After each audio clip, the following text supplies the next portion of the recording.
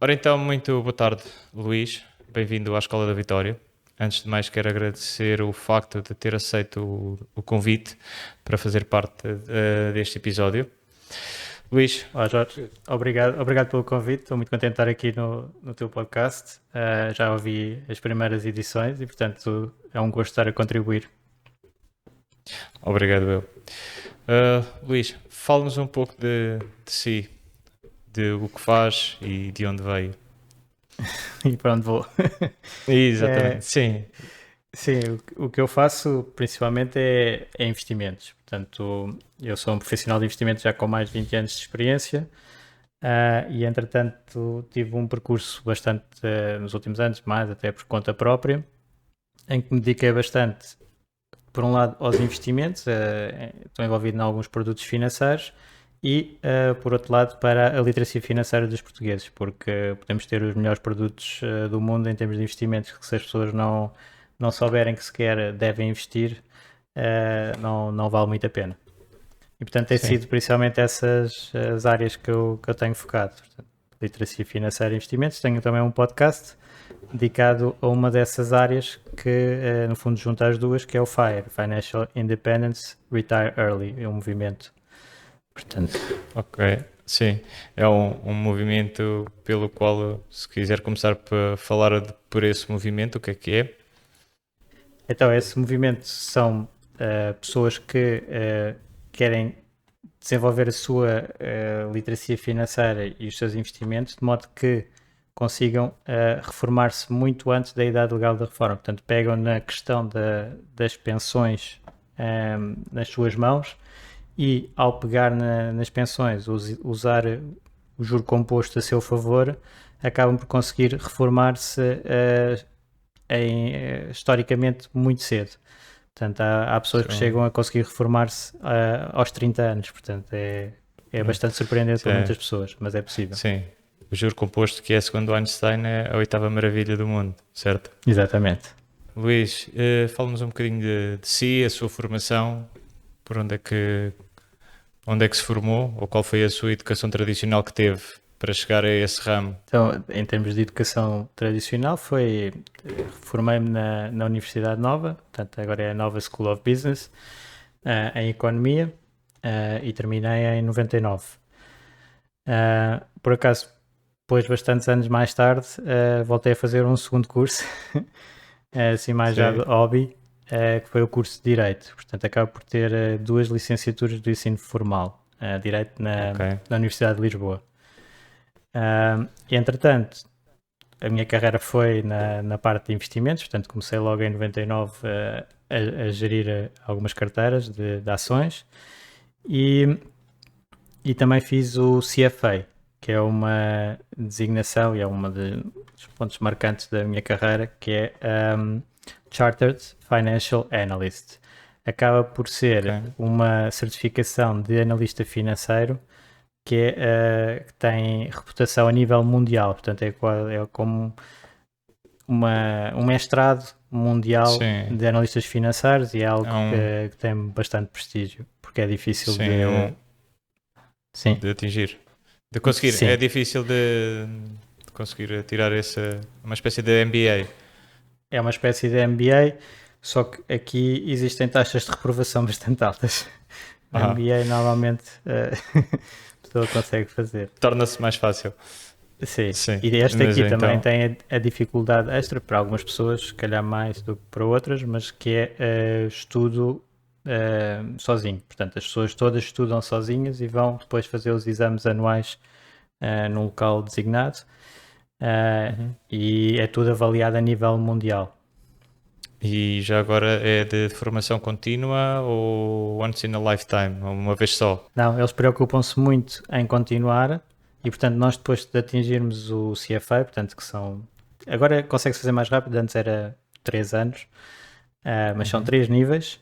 Temos créditos por formação contínua que devemos cumprir por ano. É cerca de 20 horas de formação contínua e uma das grandes vantagens do CFA é que produz muito conteúdo para nos irmos atualizando e conteúdo muito interessante. E como é que se iniciou no mundo financeiro depois da universidade, já agora? E antes do Foi direito? um pouco por acaso e um pouco porque naquela altura havia grande euforia também com os mercados. Portanto, o final dos anos 90. Para quem não sabe, foi 2 décadas de subida forte de ações. Portanto, Ah, se fizermos o paralelo para hoje, para quem está mais dentro dos mercados, tivemos sim, uma década de subida forte, que foi de 2010 a 2022, pronto, até e, e 2021, 20. digamos, com o interregno do Ok. Covid, que também foi muito pouco. Sim, Mas naquela altura tinha sido desde os anos de 82, 80 sim, foi o até, mínimo, até até o dot-com. 99, que até foi Ah, mais, foi até ao princípio de 2000, até março de 2000, foi uma subida muito, muito forte dos mercados financeiros. E então e nessa altura, depois, portanto aí nessa altura começaram os excessos, já se falava em excessos desde muitas pessoas desde 96, mas depois o mercado ainda o Rei Dálio, por exemplo. subiu até de 2000, exato.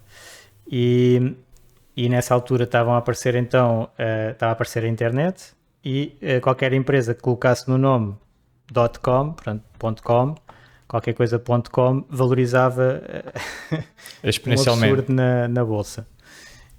E foi nessa altura que, no fundo, eu estava a acabar a faculdade nas várias hipóteses de emprego surgiu essa. Eu achei uma área engraçada, sempre tinha tido alguma curiosidade com a bolsa, embora não soubesse quase nada e não tivesse feito ainda investimentos na faculdade. E entrei naquele caso foi para a maior gestora de ativos portuguesa, que era a Caixa Gesto, agora é a Caixa Gestão de Ativos, do Grupo Caixa. Sim, muito bem. E depois daí é que saiu para fundar o seu próprio fundo, correto? Se não estou. Sim, sim. Depois tive bastante tempo na Caixa e saí, tanto foi entre 99 e 2014, com o interregno também de gestão de empresas familiares. E saí em 2014 para um projeto por conta própria, sim. Muito bem. Ou seja, começa aí a parte do empreendedor, certo? Já tinha um Alguma bocadinho essa parte. veia e no fundo, agora olhando para trás, eu sempre fui um bocado intrapreneur. Agora já existe esse termo, que é quem dentro de uma Sim, organização está sempre a tentar sim, fazer algo diferente e sim, é o inovar intra. e é o Sim, intrapreneur. Sim, sempre um sim. bocado a mudar o status quo e um bocado, eu gosto de dizer também, a pensar fora da caixa, que estava na caixa, até que, pronto, verifiquei também por até algumas ideias que surtiram bastante efeito, Uhum. que os valores eram completamente diferentes. Portanto, nós não era uma organização que, no fundo, fomentasse isso e, portanto, ia ser sempre uma luta para se fazer alguma coisa nessas organizações mais conservadoras e quando se consegue fazer, depois também tem-se alguma dificuldade em manter com os projetos, portanto o que eu optei foi por ser empreendedor mesmo de fora Mesmo. Deixar de da intra para organização. ser próprio empreendedor. Muito bem. Exatamente. E isso também, aquilo que falou ainda há pouco, levou um bocadinho a isso, a questão da literacia financeira, se calhar essa parte dentro da caixa, se calhar não o conseguia fazer para fora e se calhar como gestor do seu próprio fundo conseguiria isso, Sim, mas por acaso nessa altura ou ainda não? não. É, no fundo, o fundo que eu criei lá tinha muito parte de quebrar o estigma do investidor português, que a ideia que nos era dada basicamente. Eu sempre estive no lado de investir em ações e era que o investidor português era muito conservador, o investidor do grupo Caixa ainda mais conservador era, e portanto nunca iria ter interesse em fundos de ações. Até que eu e um colega criámos um fundo de ações um bocadinho diferente do habitual e que as pessoas perceberam o que é que estavam a investir, que eram empresas de grande qualidade. E portanto, isso foi o clique, no fundo, em termos de ver que aquilo que nos é dito muitas vezes pode não corresponder à verdade completa, que é, neste caso, por exemplo, a aversão ao risco dos investidores portugueses é Uhum. muito por falta de conhecimento. Porque se tiverem conhecimento, souberem em que é que estão a investir, as pessoas aí já conseguem assumir mais risco que as vai beneficiar no futuro. Agora, Claro. dada o status quo da apresentação de produtos financeiros, que não se percebe nada do que é que eles lá têm dentro, do que é que a pessoa está a investir, e depois de repente, e depois são vendidos por performances recentes altas, sem preparar um bocado para os momentos difíceis que vão acontecer de certeza nos mercados. Então aí as pessoas, claro que não investem, e muitas vezes entram naquele ciclo super negativo de investir quando há mais notícias positivas, os mercados estão bastante eufóricos, e depois sair com medo quando existe a primeira crise. Pronto. Pois, Isso é o pior que pode acontecer. Não é? Sim, isso não. Não, porque depois há a diferença também. Há o problema do português, que acaba por ter um bocadinho receio daquilo que aconteceu no pós de 2011, 12, a caída dos grandes bancos de investimento. Eu penso que o português ainda está um bocadinho com receio que o mesmo possa acontecer. Essa é a opinião que tenho. O Luís, melhor que ninguém, é capaz de dizer se sim ou não. Sim, claramente. Nós em Portugal fomos muito fustigados com crises das quais muitas vezes não se repara, que é falências de instituições financeiras e perdas totais. O que nós fazemos diferente, e que às vezes também as pessoas não têm tanta noção, é que nós, a partir de Portugal, nós não precisamos de investir só em Portugal. Ou seja, nós temos o mundo todo para investir a partir de Portugal. E é isso que nos nossos fundos nós fazemos. Portanto, o facto de estar sediado em Portugal não nos impede de aproveitar todas as oportunidades que temos no mundo. E tal como nós não compramos carros portugueses, agora acho que nem existe nenhuma marca, ou não sei, toda uma série de bens. Há iPads portugueses, mas não há tecnologia, há pouca. Nós podemos usar e investir nas empresas que nós usamos no dia a dia e que são de todo o mundo. Portanto, não estamos limitados só ao território português. Agora, claro que nas notícias em Portugal, quando se fala de bolsa, tipicamente fala-se da bolsa portuguesa. Sim. E isso, basicamente é PSI 20 e pouco mais. Sim, é PSI 20 e pouco mais. E normalmente também tem aquela questão de, nas notícias, o que se fala é do lado negativo. Normalmente o que é notícia é uma situação complicada para uma empresa, é uma fraude, é muitas coisas que podem acontecer. Normalmente nos mercados financeiros são os crashes, essas situações. E depois omite-se aquela subida calminha todos os dias. Que até ultrapassou a descida anterior. Sim, já mais que compensou a descida, já está muito acima dos valores anteriores. E para o investidor diversificado, no fundo, que está, sabe mais o que está a fazer com os seus investimentos, a tendência de longo prazo é extremamente positiva, e é uma pena as pessoas não aproveitarem mais essa tendência positiva, colocando o seu dinheiro a trabalhar para si. Exatamente, que é aquilo que o Luís neste momento faz no seu fundo, que é um fundo de poupança reforma, correto? Um PPR. Correto. Depois, quando eu comecei a empreender, uma das hipóteses, porque foram várias, não é? Como empreendedor, há várias soluções que nós vamos à procura, e umas funcionam melhor, outras pior, vamos ajustando, e esta foi, no fundo, aquela que vingou melhor e que eu vi maior potencial. E porquê?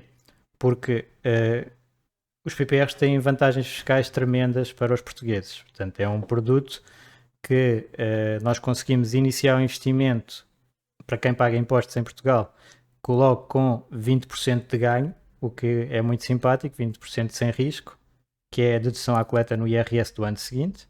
Isso tem limites, não se pode investir milhões nisso, mas pode-se investir até 2.000 euros ano. Depois depende das idades, também não vou entrar em muitos detalhes, se calhar aqui depois fica... Sim, muito, depois deixa eu faço um disclaimer depois para o Luís, para a gente ter informação. Sim. Há mais informação, mas nós conseguimos então arrancar logo com esse ganho, e depois, dentro de um fundo, não há tanta tributação como se eu investir diretamente, se eu comprar ações diretas ou obrigações ou até ETFs ou fundos. qualquer distribuição de rendimentos, qualquer mais-valia que eu realize, estou a ser tributado.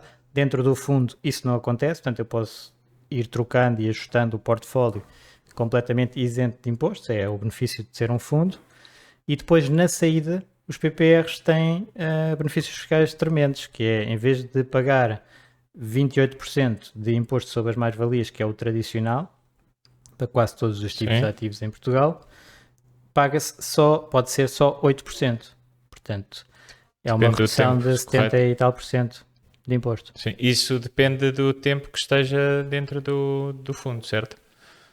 Uma parte sim, outra não, que é se for dentro das condições previstas na lei para levantar o PPR, que é mais de 60 anos e pode ser em situações de emergência, a tributação é a 8%. Depois, também existe a hipótese de não ser, não convém ser o PPR que usei benefício fiscal, porque senão tenho que devolver. Portanto, um PPR que eu não tenho o benefício fiscal à entrada, passado 5 anos a tributação é 17,2 e passado 8 anos é 8,6 para levantar para o que eu quiser. Pronto, aí é para o que eu quiser. E então os PPRs têm esta dupla vertente. A maior parte das pessoas conhece a vertente do benefício fiscal à entrada do PPR, mas também assume que os PPRs são todos iguais. Às vezes as pessoas dizem assim, eu tenho um PPR, já não preciso de outros PPR. Mas há todo tipo de estratégias diferentes em PPRs. Portanto, não há nenhum PPR que seja igual a outros PPR. Quanto muitos mais parecidos entre si são os PPRs de capital garantido, que é a maior parte do que os portugueses fazem, que lá está, é o capital garantido que atrai muito. E então aí tem uma taxa de juros associada e parece quase um depósito a prazo com estes benefícios fiscais. Sim, o perfil de risco, exatamente. Sim, o investidor que tem tolerância ao risco ou não. E como o PPR é feito para o longo prazo, mesmo que sejam estes PPRs que a pessoa não coloca para o benefício fiscal e depois ficam desbloqueados e posso usar a qualquer altura. Mesmo assim, é a partir dos 8 anos que tem a tributação mais favorável e, portanto, já se considera longo prazo. Os nossos objetivos de longo prazo, nós devemos ter um risco mais alto. E isso não está a acontecer.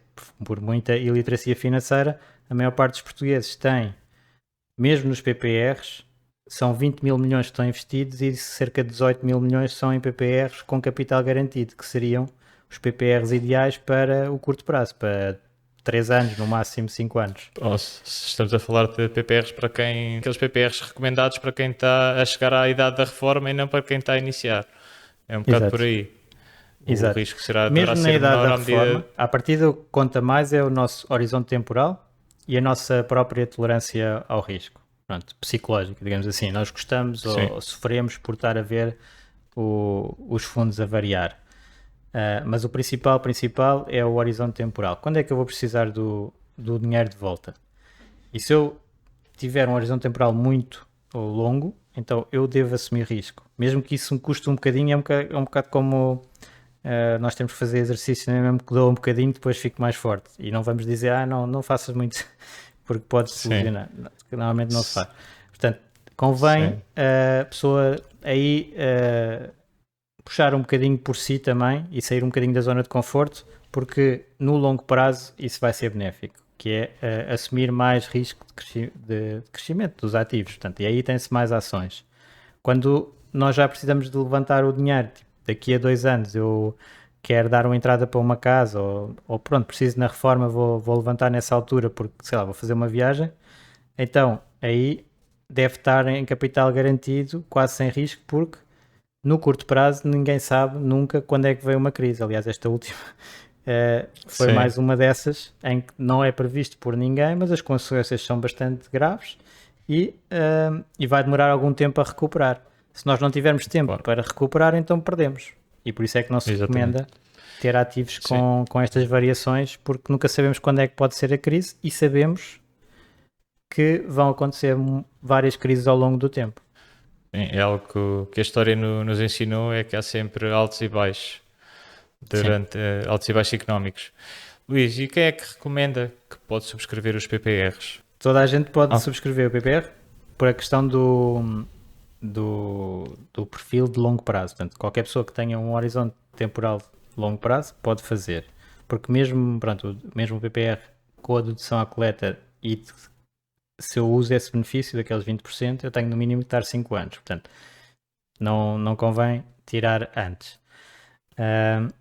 E depois, o que nós também descobrimos, entretanto, neste processo dos PPRs, é a hipótese de começar logo a fazer para as crianças, até que é super estranho ter um plano de Sim, poupança-reforma para uma criança. As pessoas dizem assim, então, mas depois ele só pode levantar quando se reformar. E não, pronto, porque se for uma criança, se for o pai ou a mãe a fazer para uma criança, o pai ou a mãe são os contribuintes, a criança é o participante, é o investidor, e sendo dependente, não tem o benefício à coleta, da dedução à coleta. É um dependente no IRS dos pais, portanto, só o que os pais aplicam no seu PPR é que pode ser deduzido à coleta e, portanto, o da criança não sendo deduzido à coleta está sempre livre para ser movimentado. Ou seja, aos 18 anos, a criança já é adulta e pode movimentar o PPR quando entender e, entretanto, já passaram anos, não é? Se fizermos, por exemplo, logo quando nasce, sim. já passaram os 8 anos e, portanto, é tributada a 8,6 em vez dos 28, ganha muito com isso. Sim, mas se fizer quando nasce aos 8 anos não vai poder mexer no capital a Não, criança ou os pais podem mexer? Só pode mexer aos 18, certo? certo. Pode ser movimentado pelos pais numa situação de emergência também, mas aí tem que ter autorização judicial porque o património é mesmo da criança. Não, e depois Luís, o PPR acaba de ser muito simples na parte de nós não nos temos que preocupar, podemos automatizar e então estamos a fazer uma poupança automática todos os meses para essa conta, para esses objetivos ah, e, uhum, e reduzimos a possibilidade que acontece muito aos investidores, principalmente quando estão a começar, que é ser os seus piores inimigos, ou seja, as emoções do investidor. Muitas vezes neste caminho de literacia financeira acontece que as pessoas começam a se interessar e depois começam a seguir muitas notícias. Mas sim, depois muitas notícias começam a ser prejudiciais ao investidor porque vai estar a querer reagir muito ao que vai acontecendo e a vender e a comprar e a tentar, começa naquela onda do market timing, não é? Tipo, agora é a sim, boa altura para sair, agora é para... Pronto, e isso tipicamente prejudica o investidor e, portanto, um claro. projeto um processo de investimento automático resolve muito desses problemas. Mas já agora, Luís, no seu PPR, no seu produto, quais são os mínimos, por exemplo, que estava a falar, que pode ser automatizado? Qual é Sim. os requisitos de entrada, por No exemplo? nosso caso, o mínimo de débito direto é 50 euros e o mínimo de investimento não programado, assim um reforço ad hoc, é 100 euros. E isso também é outra das grandes vantagens do PPR que identifiquei, porque quando eu saí até fiz alguns fundos para pessoas com maior património, portanto de high net worth, Uhum, e aí normalmente era preciso começar com 100 mil, 250 mil, coisas desse género. E o PPR sim. é super democrático, portanto consegue-se começar com valores mais baixos e a estratégia de investimento pode ser equivalente a essas que são para patrimónios mais altos. Portanto, as pessoas não estão prejudicadas por causa disso. Ok. Isso o fundo não tem capital garantido, mas o capital de investimento está garantido, correto? O capital de investimento, como é que eu ia dizer? Em caso de haver algum problema com a SGF, correto?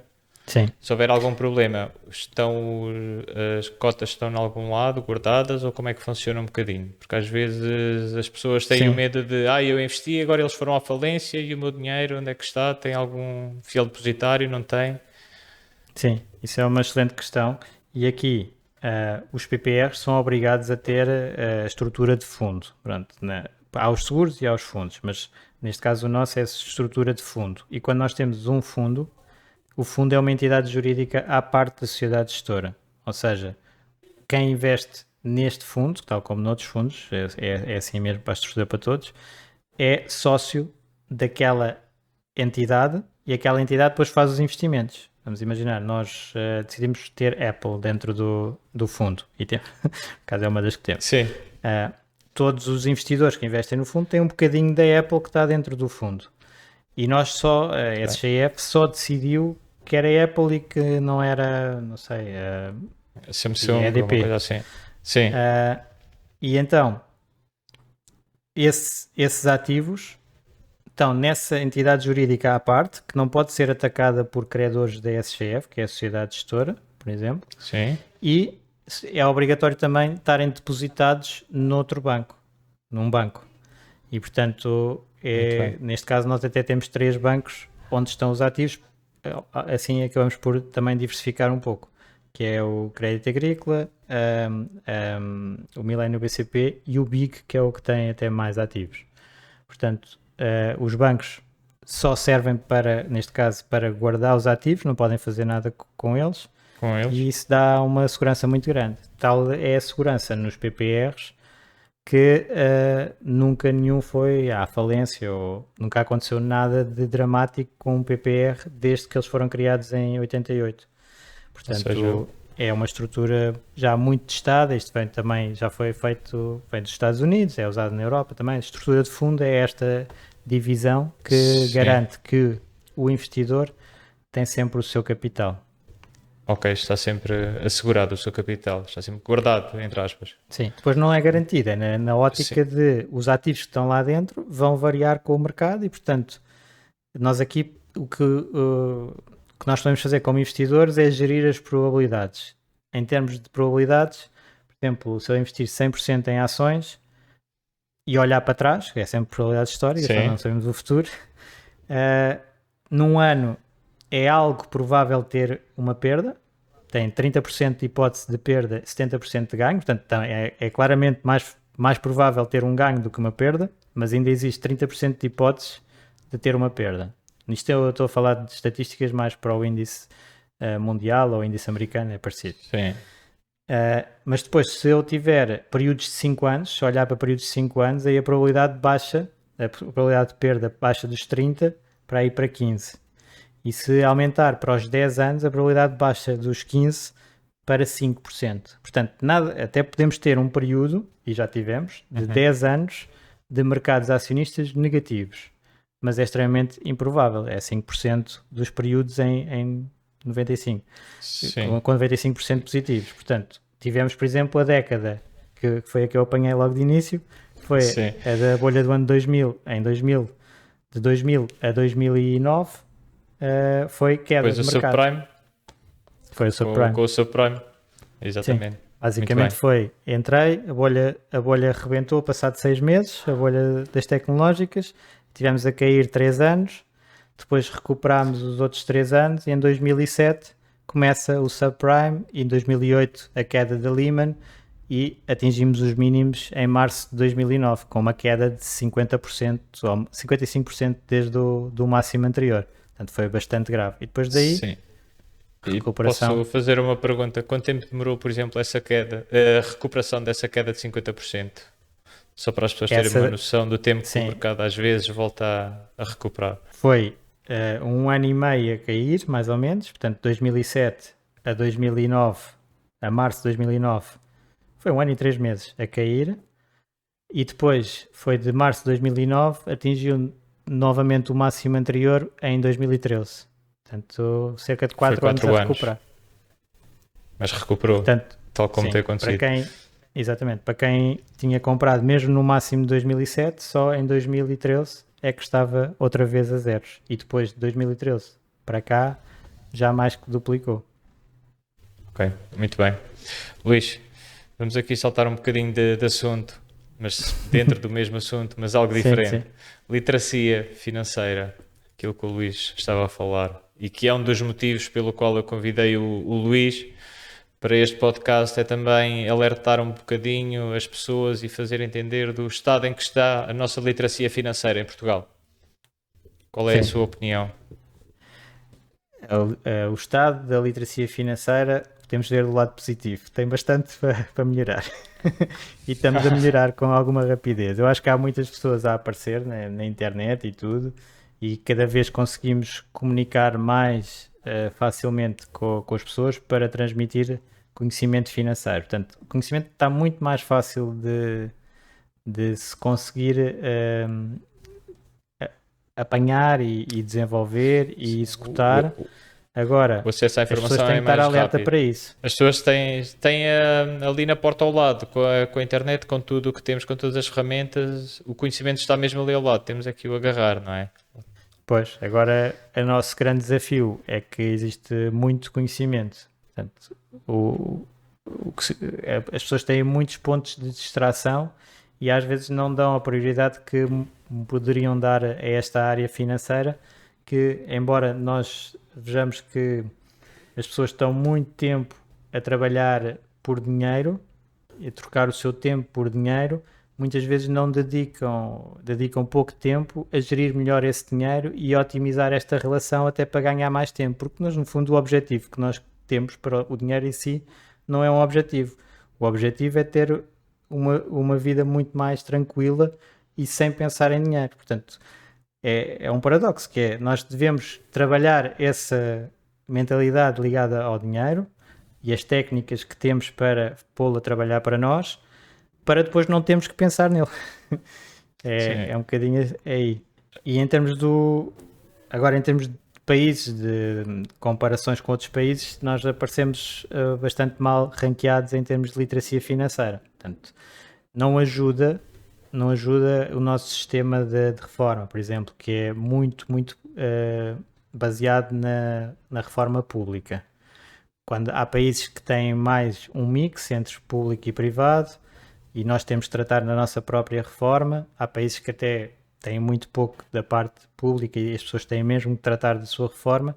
Isso força as pessoas a ter que aprender, não é? Porque senão já sabem que quando chegarem à idade da reforma vão ter muito pouco. Aqui em teoria, o nosso sistema de reforma é mais generoso, embora se esteja a ver que não é muito sustentável. Portanto, a nossa pirâmide etária está a inverter, cada vez temos mais pensionistas por trabalhador e o nosso sistema acaba de ser sustentável mexendo em duas alavancas, que é a idade da reforma é cada vez mais tarde e a pensão de reforma que a pessoa vai receber face ao último salário é cada vez menor. Portanto, qual é que seria a sua, a nível falando de reformas, o que é que poderia ser uma das medidas a fazer? Seria passar as pessoas a se fazerem a sua reforma e em vez de fazerem uma coleta, por exemplo, tão elevada à Segurança Social, passarem a fazer fundos de pensões? Ou qual seria a sua opinião? Sim, primeiro as pessoas já conseguem consultar a sua reforma previsível no site da Segurança Social, mas não recebemos, como noutros países, uma carta em casa a dizer: se mantiver a situação como está, isto é o que é previsto para a sua reforma. Portanto, com esse conhecimento as pessoas provavelmente já iriam atuar mais, não é? Porque viam qual é que era a perspectiva futura. Depois, devíamos ter, até mesmo, por exemplo, na matemática, alguma ligação mais aos investimentos, por exemplo, a mostrar os potenciais e as fórmulas com os juros compostos e etc., para as pessoas perceberem o potencial que têm dominarem esta área para a sua vida. Portanto, aumentar aí um bocadinho dos conteúdos, mesmo que sejam em disciplinas mais core do sistema, ou então criando mesmo umas disciplinas de literacia financeira. E vai ser não, já existe, só que é uma opção dos professores que dão essa disciplina de cidadania e normalmente a opção não cai nessa área porque os próprios professores não têm muita formação em literacia financeira, então evitam. Portanto, acaba por não ser muito ensinado. Mas essa parte é importante. E depois, se nós realmente pudéssemos, já é mais difícil de implementar, mas que o sistema de segurança social guardasse uma parte para ser ou feita pela própria pessoa ou através de fundos, do valor da segurança social fosse uma parte dedicada assim, era uma grande ajuda, porque depois na prática as pessoas iam querer se interessar sobre isso, não é? Havia logo uma grande evolução. Sim, e aí as pessoas iriam certamente estudar e melhorar a literacia financeira, e aí acho que até o país em si acabaria por sair beneficiado, o país, e a forma depois como as pessoas iriam viver no futuro. Sim, Até porque há uma coisa que eu tenho aqui que é um dos problemas que nós temos é quando se fala em investimento, as pessoas, em vez de dizerem investimento, dizem que têm poupança e o dinheiro debaixo do colchão ou mesmo num banco, numa conta a prazo, vale o que vale, não é? pois. E agora cada vez Que- vale menos que- com a inflação, ainda por cima, há uns anos atrás não era tão problemático, digamos assim, porque a inflação estava entre os 0 e os 2% e, portanto, o dinheiro que estava no banco, mesmo que tivesse a renda a zero, como a maior parte dos bancos tem neste momento e que tiveram, né, nos últimos anos, mesmo que tivesse a renda a zero, estava a perder 2% para a inflação por ano. Portanto, não era Baixava. um dano muito forte no nosso poder de compra. Agora não, agora estamos, infelizmente a inflação disparou, é um dos problemas do mercado atual, o mercado de investimentos tem estado a penalizar, mas nós sabemos que no longo prazo as ações, por exemplo, conseguem passar a inflação. Portanto, historicamente, as ações dão inflação mais 5%. Sim, E o que acontece é que, pronto, agora estão a desvalorizar, os mercados acionistas estão negativos, mas depois dão a volta, as empresas conseguem vender mais. Há empresas que vão sofrer de maneira assimétrica, portanto, algumas sim, vão conseguir passar os preços, têm poder de colocar preços, e há outras que não. Mas em média o mercado vai conseguir e, portanto, as pessoas vão recuperar o seu poder de compra nestes investimentos. No banco, normalmente nunca recupera. sim. Ou seja, por exemplo, em tempo de inflação, imaginemos que uma pessoa tem um ganho nos seus investimentos de 8%. Se a inflação é 8, se a inflação é 2, uma pessoa fica com um ganho de 8, certo?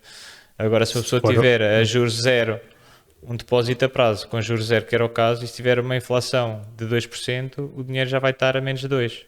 É isso? É um sim, se bocadinho na isso. primeira conta era 8 menos 2 dava 6, pronto. Exato. E se Mas é tiver isso, é um exatamente depósito a esse prazo, raciocínio. e algo que as Sim, pessoas ainda não se aperceberam, talvez uma parte por desacreditação no sistema bancário e em alguns bancos, e outra parte também porque não sabem o que é o juro composto, não é? é Estás- difícil a pessoa, por exemplo, nesta altura, os investimentos estão a desvalorizar, portanto, eh, para este ano era melhor ter no banco a zeros do que ter em investimentos. Só que Sim, nós nunca sabemos quando é que vamos ter essas quedas e no longo prazo essas quedas são recuperadas pelos investimentos e no banco não vão ser recuperadas. Portanto, a menos que a pessoa saiba, ok, agora já caiu tudo, vou agora passar do banco para os investimentos, mas é preciso ter um market timing sim. espetacular e depois na próxima altura sair na altura que antes de cair e se a pessoa fizesse isso, ótimo, mas não há Uhum. histórico de pessoas a fazer isto. Portanto, basicamente, os Sim, grandes investidores que nós conhecemos, nem todos sim. são Buffets nem Ray Dálios, não é? Nem têm a E o tecnologia, o Buffett poder de compra. e eles, eles, Se eles eles perdem. próprios não recomendam esta postura e, ahm, e não o fizeram, exceto algumas situações pontuais. Por exemplo, o Buffett chegou a vender tudo, mas foi quando passou de uma partnership Filosofia. para a Sim, Berkshire. Pronto. Aí ok. vendeu tudo, desfez e depois foi para a Berkshire. Mas é muito raro e não recomendam isso, porque nem eles sabem como é que vai acontecer. Por exemplo, na altura, na Claro. última queda do Covid, uh, houve vendas de Warren Buffett muito rapidamente, que depois não correram assim tão bem, que o mercado recuperou. Agora entrou logo Sim, comprar para não ficar para trás. Portanto, exato. normalmente essas Até eles situações falham, não. não é?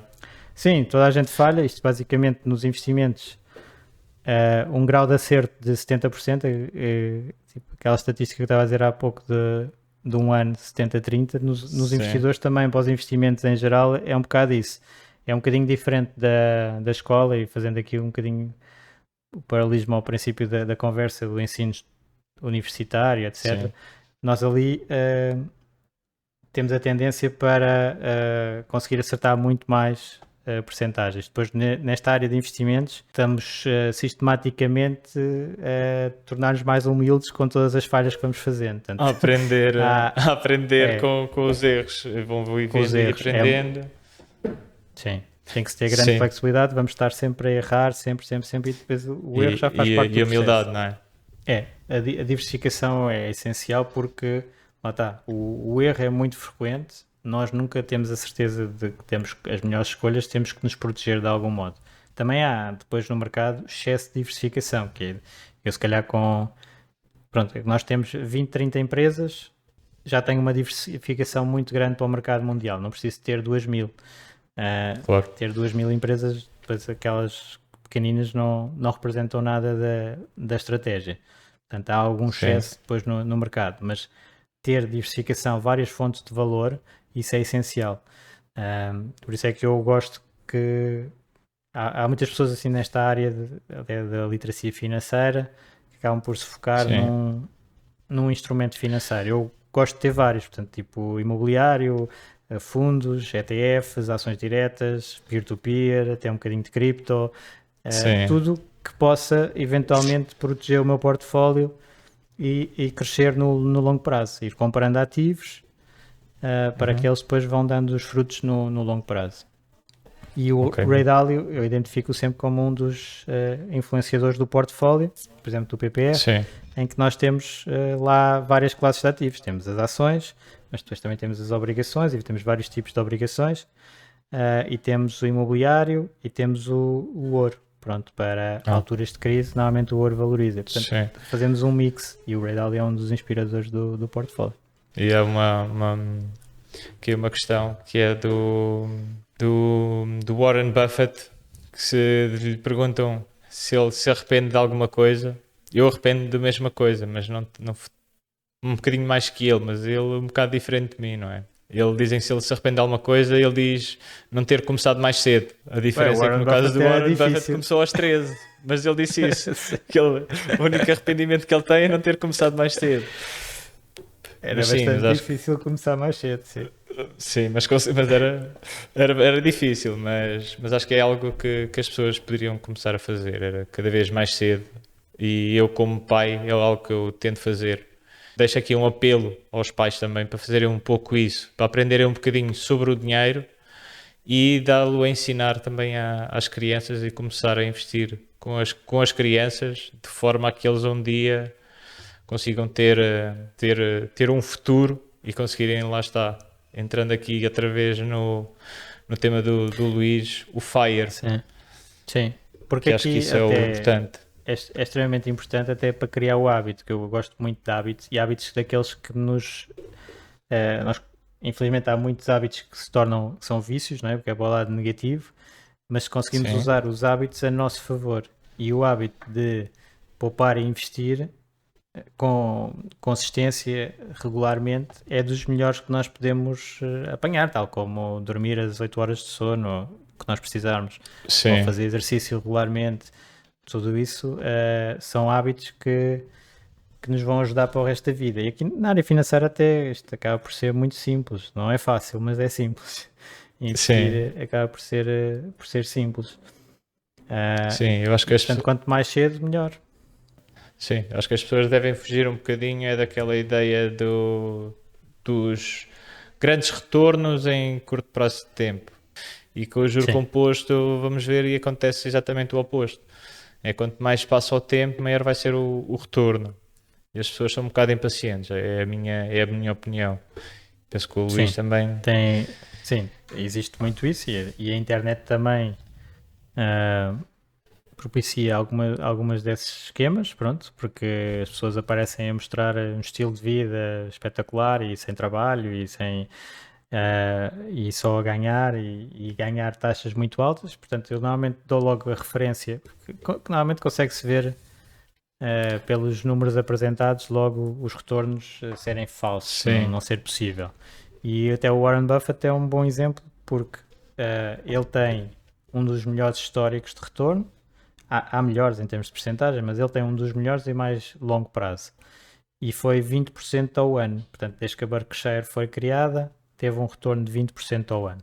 Portanto, quem vem com um retorno de 20% ao mês, só pode ser uma fraude, não é? Porque, quer dizer, não é possível.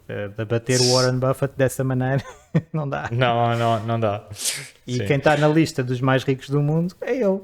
E É o portanto, se Warren aparecesse Buffett. lá um trader que ganha 20% ao mês, então estava lá na Epá, lista, não é? sim, certamente, não é? Isso era quase como ter Mas, 1 euro milhões todos os meses, não pois, é? mas há sim Ahm, pessoas que ainda acreditam nessas percentagens, sim, mas pronto, mas infelizmente. há muito para fazer, mas também depende um bocadinho das pessoas quererem na educação de pais para filhos, acho que também é um bocadinho a Sim. forma que temos que mudar isso. Pronto, outro conselho, Ah, já agora só rapidamente sobre esta questão das fraudes, é sim, verificar sempre que a entidade está registada. Nós cá em Portugal temos, no fundo, três reguladores financeiros que a entidade tem que estar num destes três.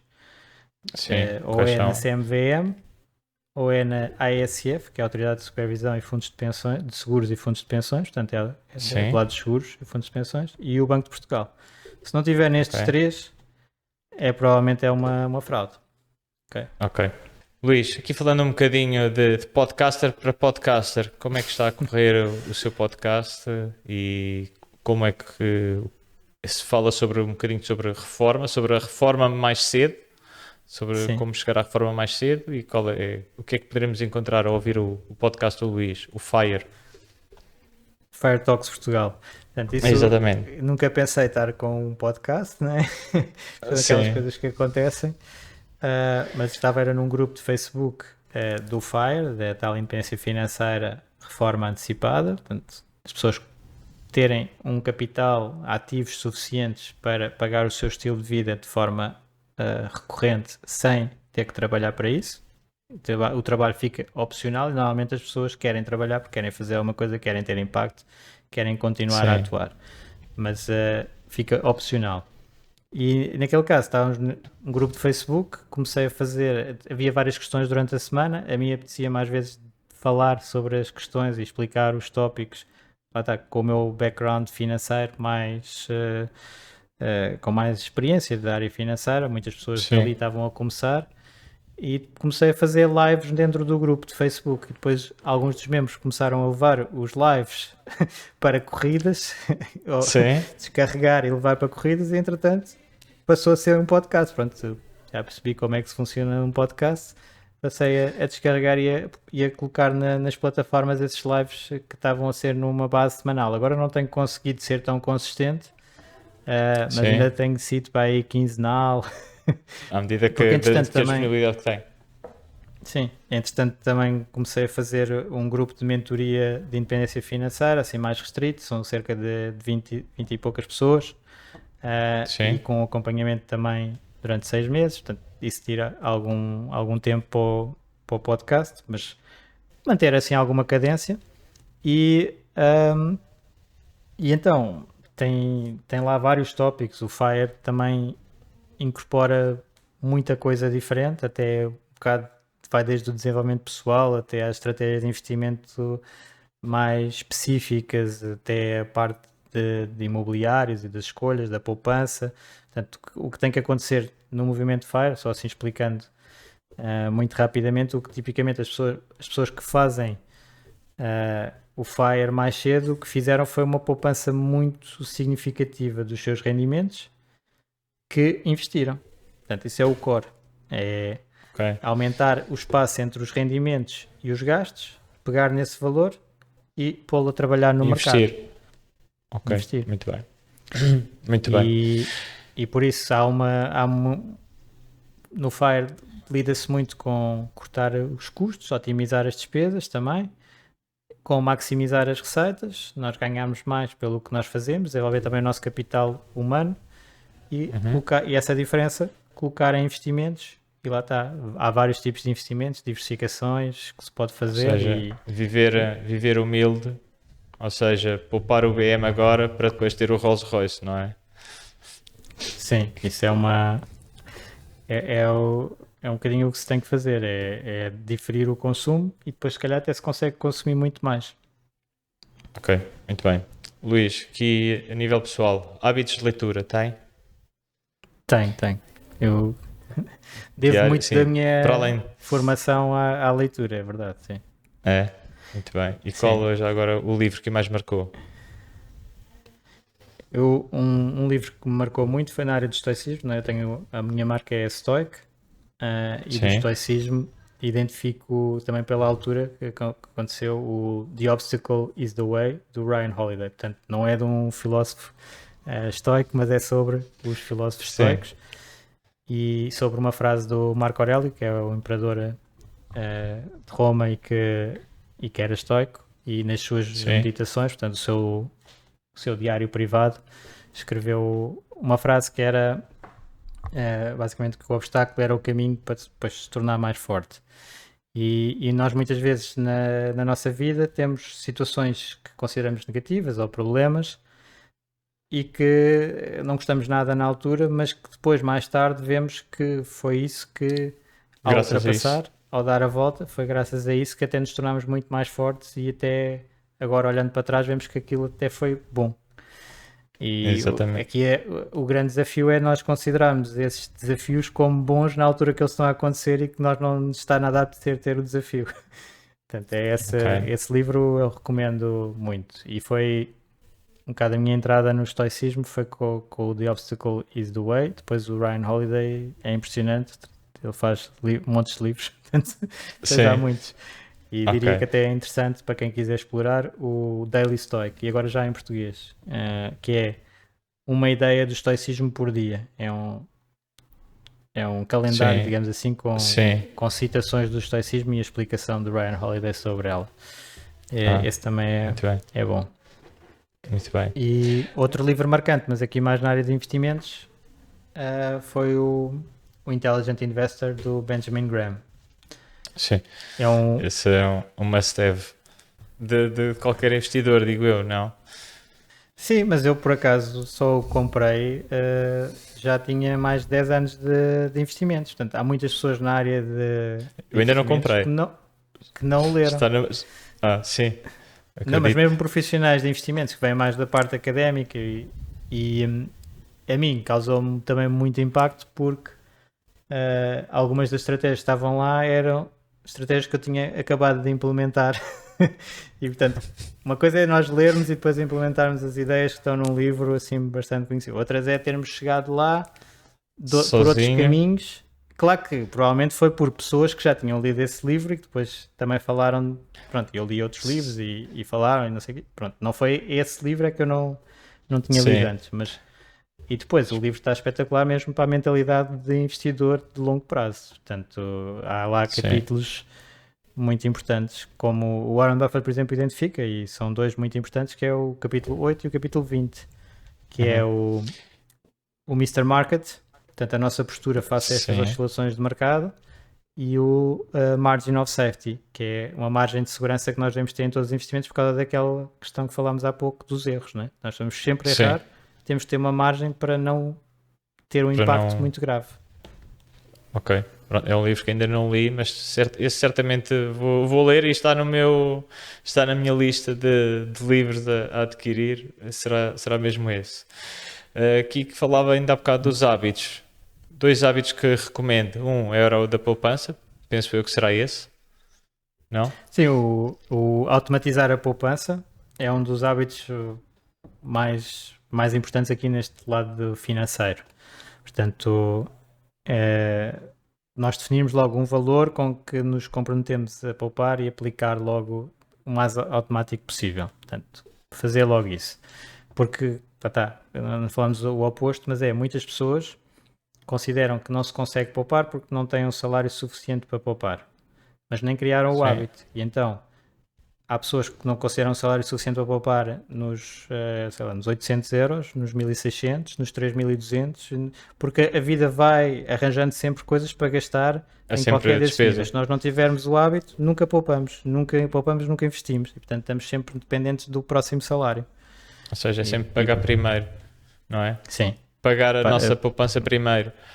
Pagar a nós próprios primeiro, exatamente. Portanto, é pensar no nosso futuro. E outro hábito que recomendo, fora da o outro hábito que eu recomendo é estar sempre com uma postura de aprendizagem contínua. Portanto, nós estarmos sempre a aprender, e eu também gosto de aprender de áreas diferentes, não é? Que eu estava a dizer, cena de direito e coisas do género, estoicismo, filosofia, portanto, e investimentos. Estar sempre a aprender. E eu aí, olha, por exemplo, os podcasts e audiobooks o que eu faço Sim, é juntar até 2 hábitos porreiros, que é para fazer exercício todos os dias, uma caminhada e a aprender, é a caminhada, 1 hora mais ou menos, ou ouvir podcasts ou audiobooks. Isso é um sim, hábito que eu tenho, que criei no Covid, basicamente. sim. E que E se calhar tenho, tem dado os seus frutos. e A recomendo, nível sim. pessoal, então, é tal coisa, Sim, sim. está a duplicar o tempo. 2 conselhos para a vida, Luís, que dê aos nossos ouvintes. Estava a pensar neste. Isto é Sim, sempre difícil escolher dois, mas eu acho que uma das coisas que também tenho visto cada vez mais valor é da comunidade e, portanto, junto com pessoas que têm os nossos valores é super importante. Portanto, a comunidade do FIRE que eu tenho e outras comunidades de aprendizagem e pessoas que puxem por nós e que estejam alinhadas em termos de valores é super importante. Portanto, isso é o sim. conselho, estar a identificar onde eu estou inserido, o ambiente em que eu estou inserido, está-me a puxar para cima ou puxar para baixo ou a manter. Portanto, E fazer essa uh, avaliação.